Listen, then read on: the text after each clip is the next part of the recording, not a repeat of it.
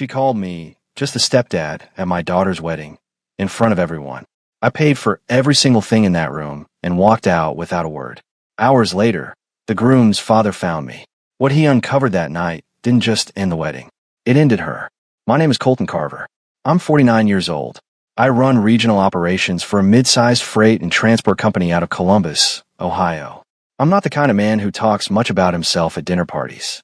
I'm the kind of man who makes sure the trucks run on time, the contracts are clean, and the numbers don't lie. Numbers never lie. People do. I met Naomi Stokes at a mutual friend's cookout in the summer of 2001. She had a 3-year-old daughter named Haley on her hip and a laugh that could fill a parking lot. Haley's biological father, Dennis Parrish, had already been out of the picture for nearly 2 years by then.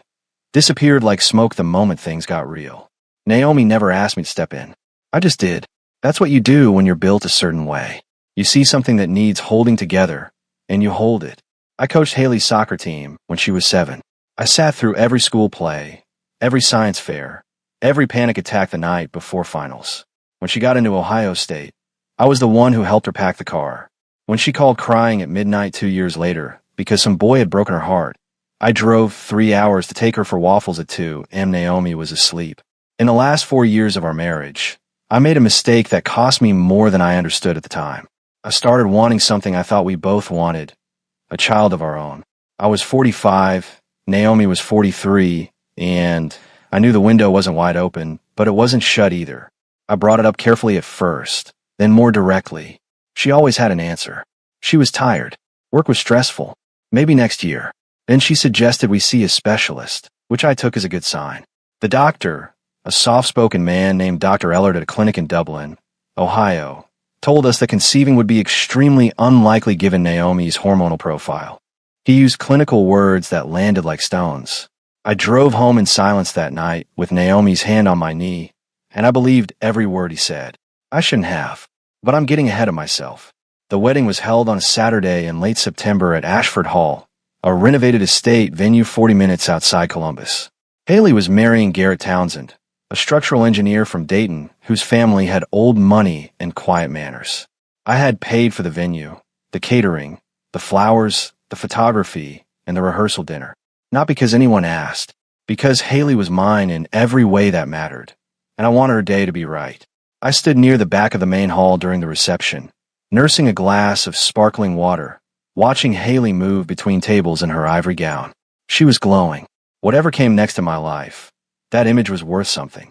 Then Naomi picked up the microphone. She had that particular brand of confidence that Chardonnay gives women who already think too much of themselves. She clinked her glass, smiled at the crowd, and began talking about family. Real family. She gestured toward Dennis Parrish, the man who hadn't paid a single school tuition bill, hadn't attended a single parent-teacher conference, who now sat at a table near the front wearing a new suit and a borrowed smile. And of course, Naomi said, turning vaguely in my direction without actually looking at me, we should thank Colton. He's been around. You know how stepdads are. They try their best. Polite laughter. The kind that feels like sandpaper. I set my glass down on the nearest table, straightened my jacket, and walked out through the side exit without a word. The air outside was cool and carried the smell of cut grass. I didn't feel angry. Not yet. I felt something quieter than that. Finished. Like a contract that had just expired. I was halfway down the main drive, heading for the parking lot, when I heard footsteps behind me, measured, deliberate. Mr. Carver. I turned. Arthur Townsend, Garrett's father. Mid-60s, silver-haired, the kind of man who wore a suit like it was a second skin. He walked up beside me and matched my pace without asking permission. Walk with me a moment, he said. We went another 30 yards before he spoke again, voice low and even. The wedding is effectively over, Arthur said. I want you to know that. And people from both families are already moving to find you and apologize. He paused. I'm asking you. Please don't say anything yet. Not to anyone. Give me until morning. I looked at him. I'm not asking for her sake, he added. I'm asking because I saw what just happened in there, and I think you've earned the right to let someone else do the heavy lifting for once. I didn't answer right away, just kept walking. Then I said, you have until morning. Arthur nodded once, and that was the beginning of everything unraveling. Arthur Townsend didn't walk like a man who was in a hurry. He walked like a man who had already decided where things were going and was simply giving the world time to catch up. We covered half a block in silence before he spoke again. "How long did you know Haley before the wedding?" he asked, not looking at me. "Since she was 3, I said.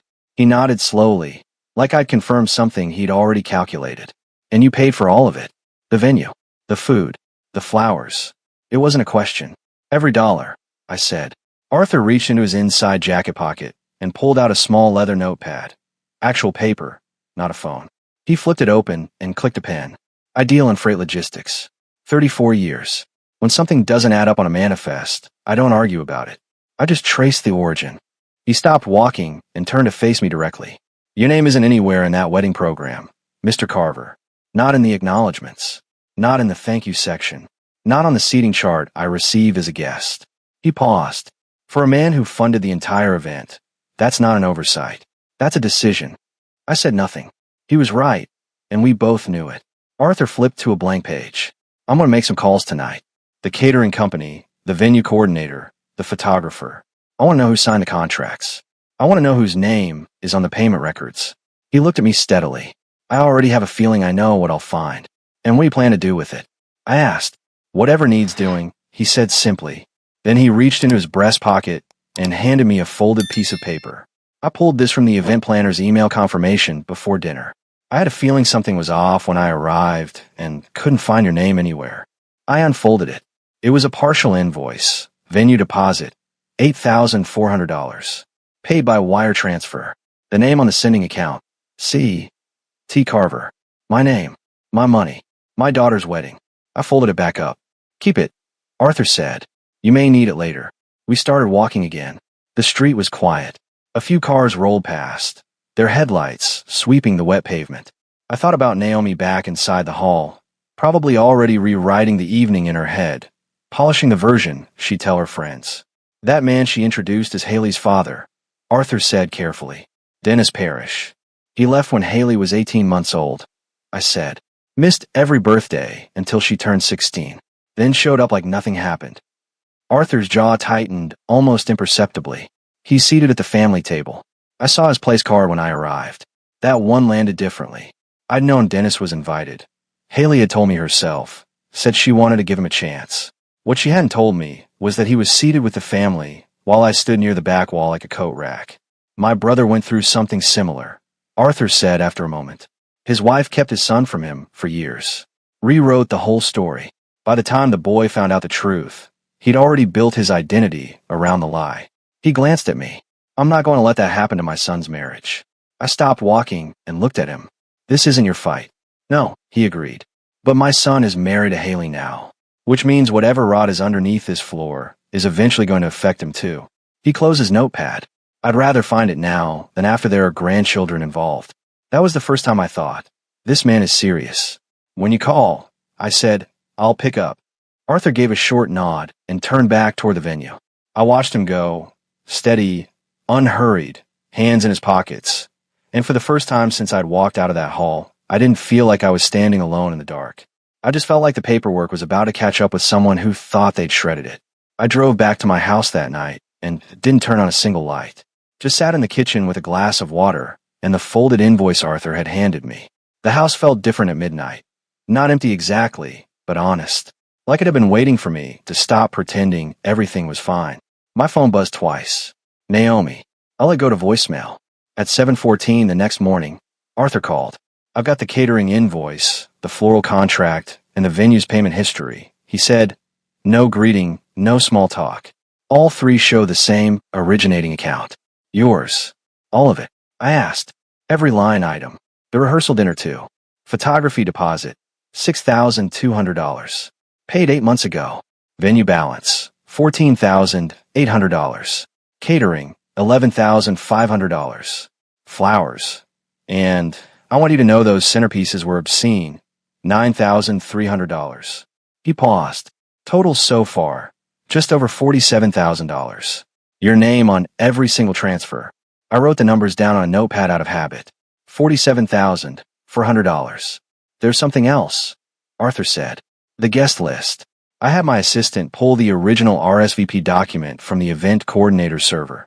They use a shared planning platform, and the access permissions were looser than they should have been. Someone edited the formal acknowledgement column 3 weeks before the wedding. He let that land. Your name was originally listed under father of the bride, step-parent. Someone changed it to blank, then added Dennis Parrish under father of the bride. I set the pen down. Can you tell who made the change?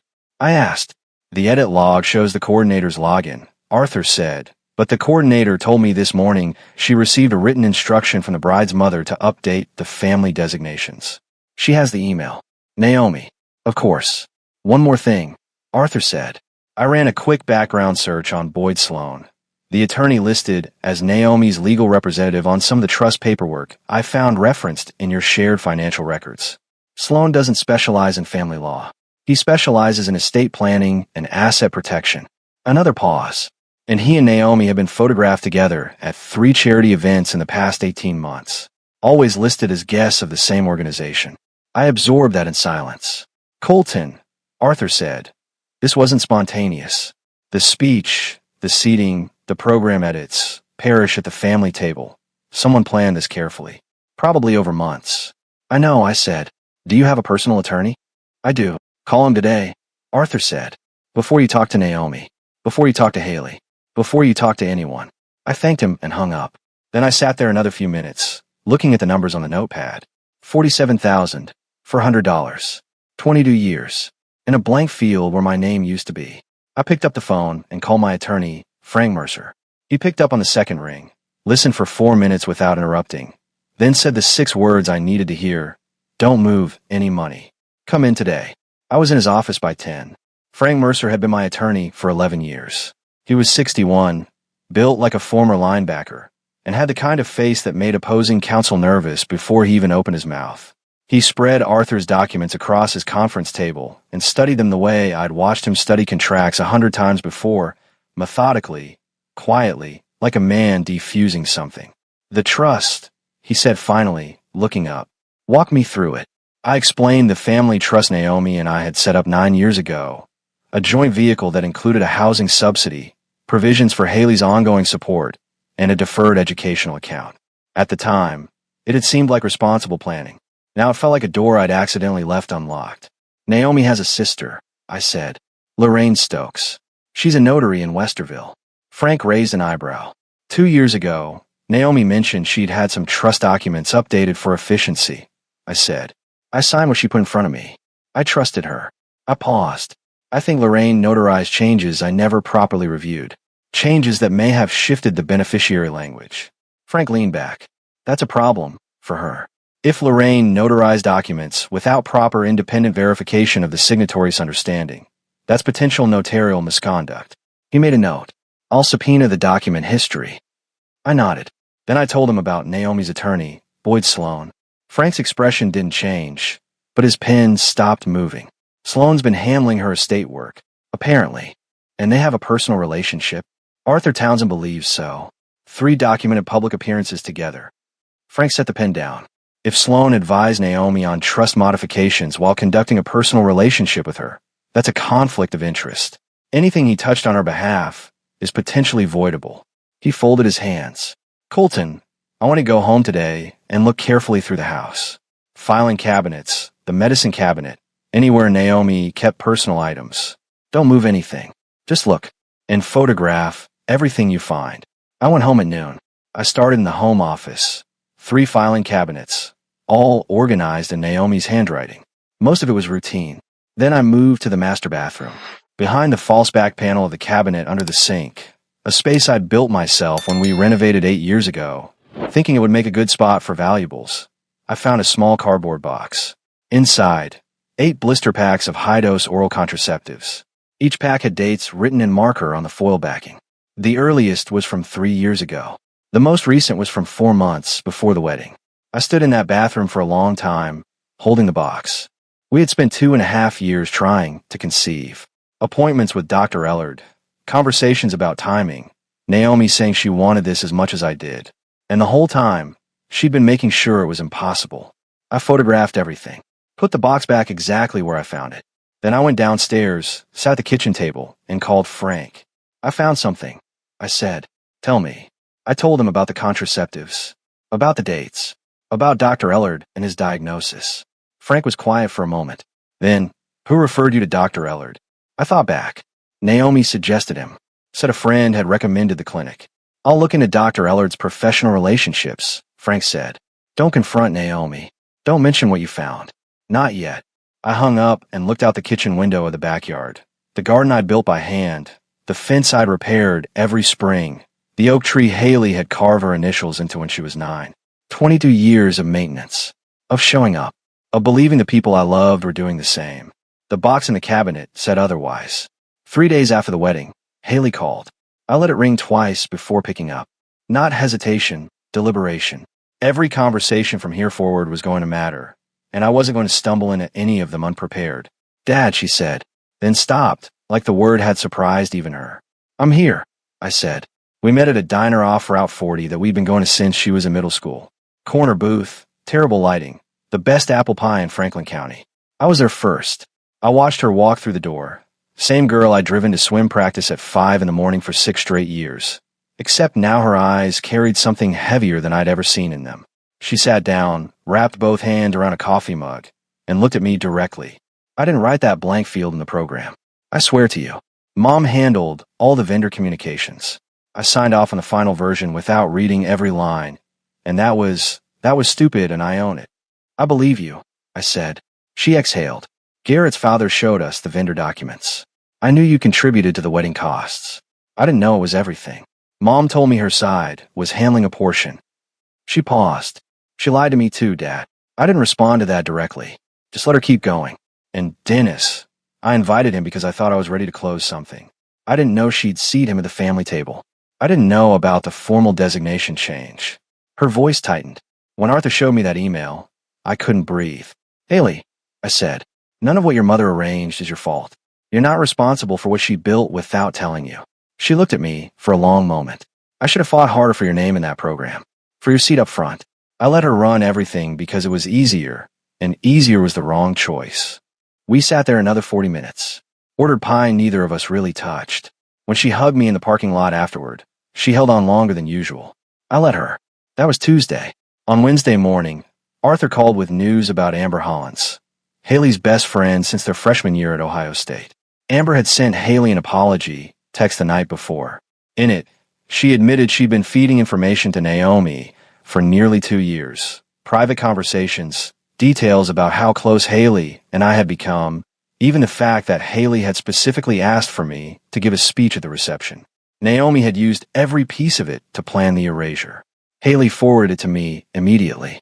Arthur said, she's furious, and she's pointed in the right direction. I passed it to Frank Mercer that afternoon. On Thursday, Arthur found a connection between Naomi and Boyd Sloan that turned circumstantial into documented. A co-signed property listing from 13 months ago, a lake house outside Granville, filed under both their names. The listing had been pulled down, but the county recorder's database doesn't forget. Frank was out of his chair before I finished the sentence.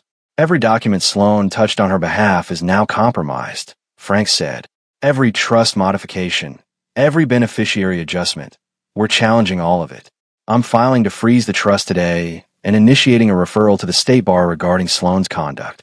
I gave him the go-ahead. That afternoon, I drove to Naomi's apartment.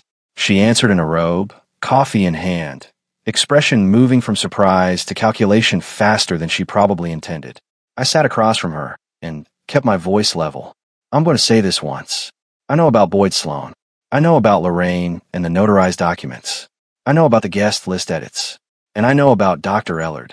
Something behind her eyes went very still. The trust is already frozen, I continued. My attorney filed this morning.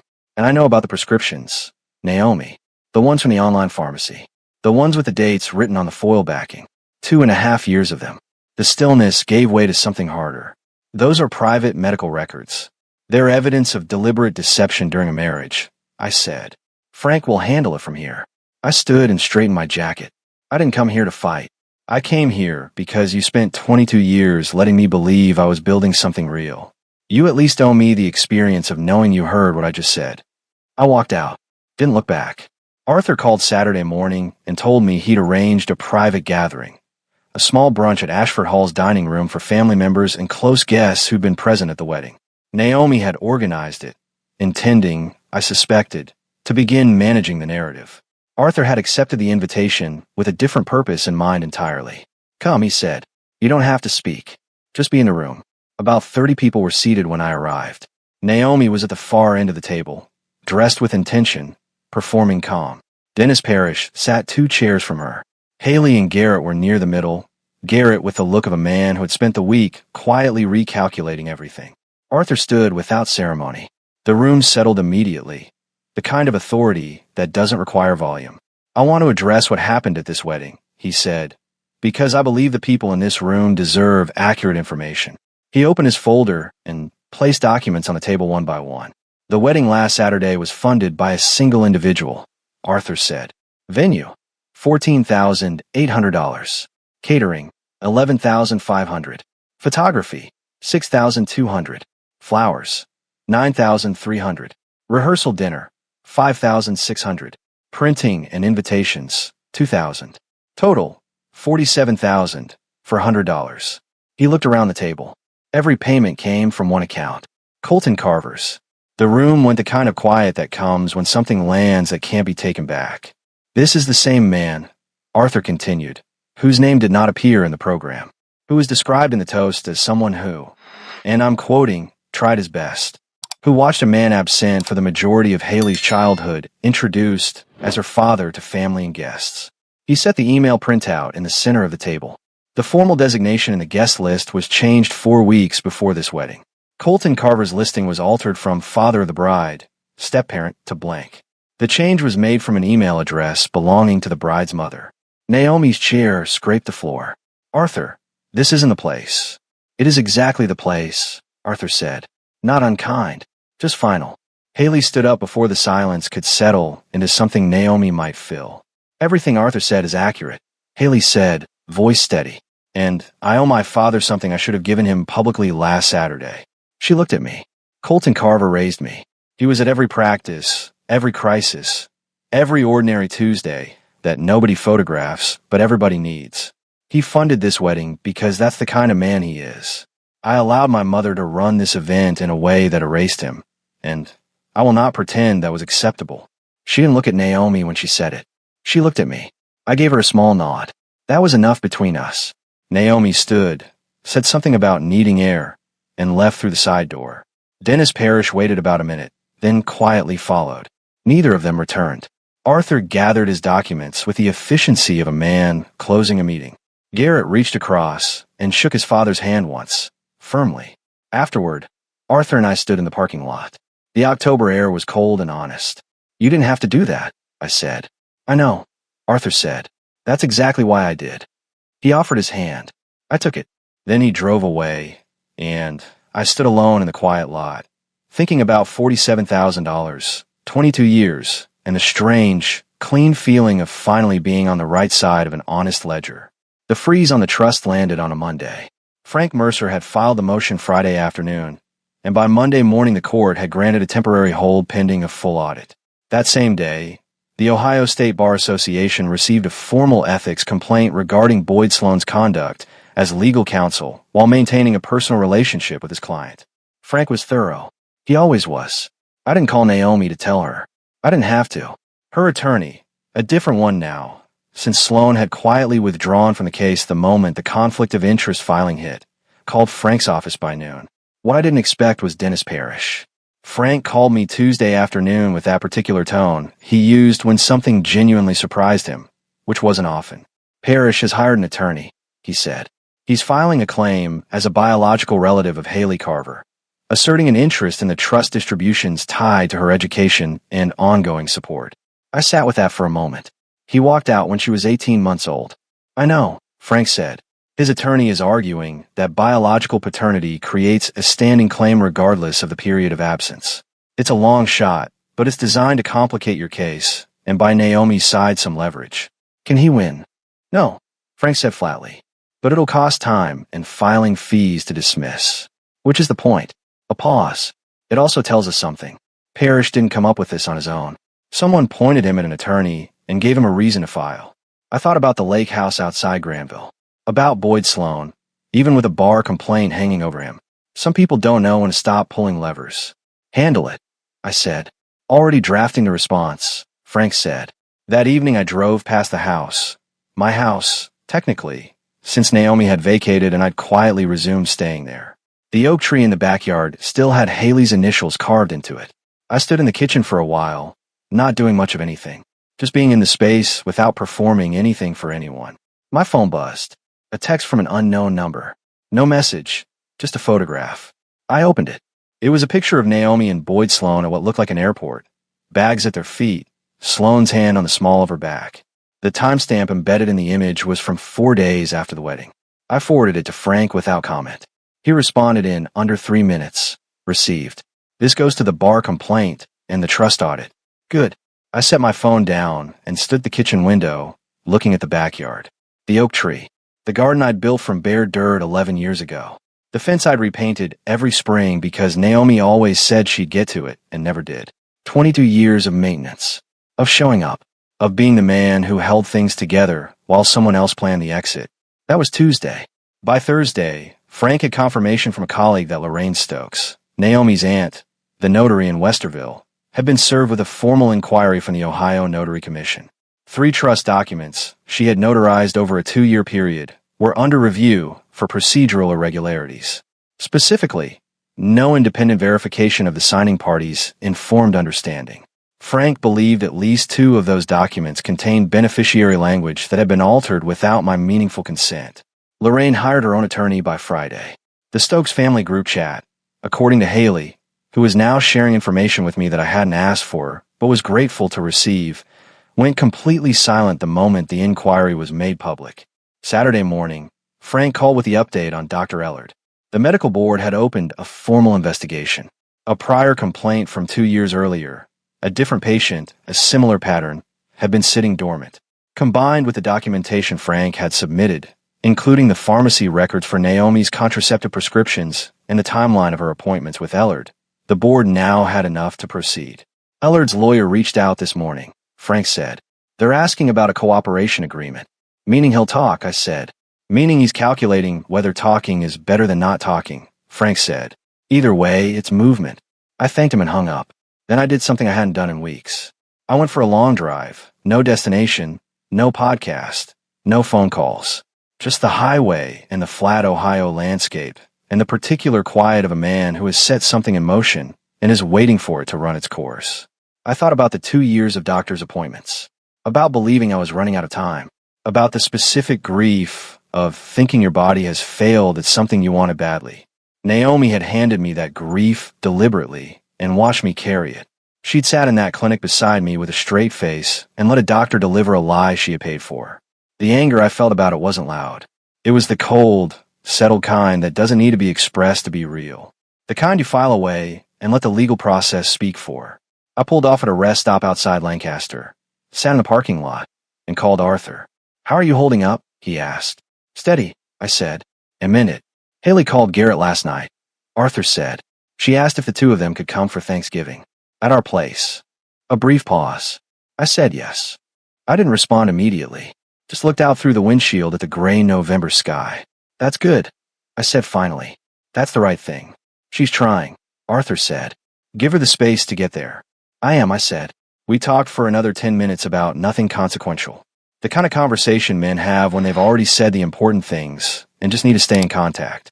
When I hung up, I sat another few minutes in the quiet of the parking lot. Then I pulled back onto the highway and drove home. The house was exactly as I'd left it. Quiet, honest, mine. I walked in, hung my keys on the hook by the door, the same hook I'd installed the first month we moved in, and went to the kitchen to make coffee. Simple, deliberate, present. Whatever came next, I was not going to be caught off guard again. The trust freeze produced its first visible consequence on a Wednesday, 9 days after the wedding. Frank had arranged for a certified letter to be delivered to Naomi's current address, Dolores Crane's house, as it turned out, which added a layer of irony given what we now knew about Lorraine's role in notarizing the documents. The letter outlined the freeze, the audit scope, and the legal basis for both. It also referenced, in precise and measured language, the outstanding personal loan of $31,000 that Naomi had taken from me 8 years ago, documented by a signed promissory note that I had almost forgotten existed until Frank asked me to pull every financial record from the past decade, with standard interest calculated from the date of the original agreement, The current balance was $44,200. Frank had attached a payment demand to the freeze letter. Polite, formal, completely unyielding. Naomi called me at 7:45 that morning, which told me she'd been awake for hours. Her voice had that particular tension of someone who has rehearsed a conversation and already knows it isn't going to go the way they planned. "This is excessive, Colton," she said. "The loan was informal. We were married. We had a signed promissory note." I said, "That's not informal. That's a contract. I want to talk about this in person." "Talk to Frank," I said. "That's what he's there for." She shifted. "The trust freeze is hurting Haley. The trust freeze is protecting assets that were restructured without my informed consent," I said. "If Haley's support is disrupted, that's a direct consequence of decisions you and your attorney made. Frank can discuss a carve-out for Haley's ongoing needs. Call his office." Silence on the line. "Then, you've changed." "I got accurate information," I said. "People tend to change when that happens." I ended the call and set the phone down on the kitchen counter. Poured my coffee. Stood at the window looking at the garden. By that afternoon, Frank had two more updates. First, the Ohio State Bar had formally opened a disciplinary proceeding against Boyd Sloan. His withdrawal from Naomi's case had not been fast enough to outrun the complaint, and the co-signed Lake House property record was now part of the proceedings exhibits. Sloan's firm had placed him on administrative leave pending the outcome. Second, Lorraine Stokes had entered into a cooperation agreement with the Notary Commission. In exchange for a reduced penalty, she had provided a written statement confirming that she had notarized trust modification documents at Naomi's request without conducting the required independent verification of my understanding and consent. She stated that Naomi had told her the changes were routine updates and that I had already reviewed them. Frank read me the key line from Lorraine's statement over the phone. I understood it to be a formality. I did not independently verify the co-trustee's awareness of the substantive changes. "That's enough to void the modifications," Frank said. "All of them. We're filing to restore the original trust language by end of week." "And the loan demand?" I asked. "Naomi's new attorney called this afternoon," Frank said. "They want to negotiate." I told them the number is the number. I thought for a moment. Give them 2 weeks. Then we filed to collect. "Done," Frank said. That evening, Haley texted me a photo. No caption. Just a picture of the two of us from her high school graduation. Me in a jacket that was slightly too formal for the occasion. Her in her cap and gown. Both of us squinting into the sun. I remember that day. I remembered how proud I'd been, and how I hadn't quite known what to do with all of it. So I just stood next to her and let the photographer do his job. I looked at the photo for a long time. Then I typed back, "I remember that day. You gave the best speech of anyone in your class." She sent back a single line. "You were the only one who told me that before I went up." I set the phone down and finished my coffee. Outside, the November wind moved through the oak tree in the backyard. The branches were bare now, but the trunk was solid, the initials carved into it as sharp as the day she'd put them there. Some things hold. The settlement arrived on a Thursday, 3 weeks after Frank had filed the trust freeze. Naomi's new attorney had negotiated down to the wire, but in the end the math was inescapable. The original trust language was fully restored. Every modification that Lorraine had notarized was voided.